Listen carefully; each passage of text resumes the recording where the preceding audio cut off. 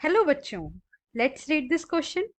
The question says what are the disadvantages of working in an unorganized sectors? Suggest any two ways to protect the workers working in an unorganized sector. हमारा question हमसे पूछ रहा है कि हमें एक disadvantages जो है सजेस्ट करना है अनऑर्गेनाइज सेक्टर में काम करने का। कोई वर्कर है वो अनऑर्गेनाइज सेक्टर में काम कर रहा है तो उन्हें क्या क्या डिसएडवांटेजेस जो है फेस करने पड़ते हैं और हमें सजेस्ट करने हैं टू वेज जिससे वर्कर्स को जो है वर्किंग प्रोटेक्शन मिल सके अनऑर्गेनाइज सेक्टर में। और why is working in an unorganised sector not considered secure? Unorganised sector में काम करना, वर्क करना जो है सिक्योर क्यों नहीं कंसीडर किया जाता?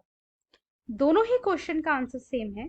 आइए अपना आंसर देखते हैं। की concept: the unorganised sector is characterised by small and scattered units which are largely outside the control of the government.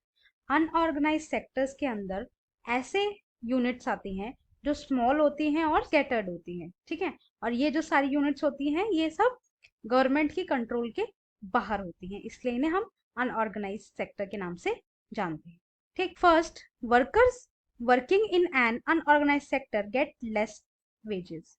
जो जितने भी वर्कर्स जो हैं अनऑर्गेनाइज सेक्टर्स में वर्क करते हैं उनको जो है उनके वेजेस के अकॉर्डिंग उनको पेमेंट नहीं मिलती, उनको सैलरी नहीं मिलती।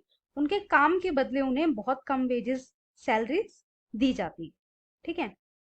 Second, there is a no provision for overtime, paid leave, holidays, leave due to sickness etcetera. और अनऑर्गेनाइज सेक्टर में जो है कोई भी प्रोविजन नहीं होता ओवर टाइम का, पेड लीव का, हॉलीडेज का और बीमारी की वजह से पड़ने वाली छुट्टी के लीव का, ठीक है।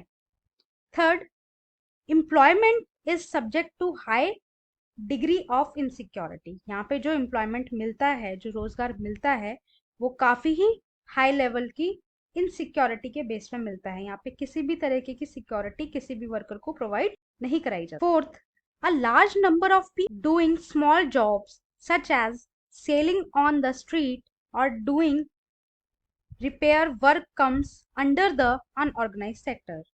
बहुत सारे जो लोग हैं, बहुत सारी पॉपुलेशन जो है काफी स्मॉल जॉब्स जो है करती है, जैसे स्ट्रीट में कुछ भी सेल करना और कुछ भी रिपेयर करना, ठीक है। ये सारे जो जॉब्स हैं वो भी अनऑर्गेनाइज सेक्टर के अंडर ही आती है, ठीक। अब सजेशंस देख लेते हैं।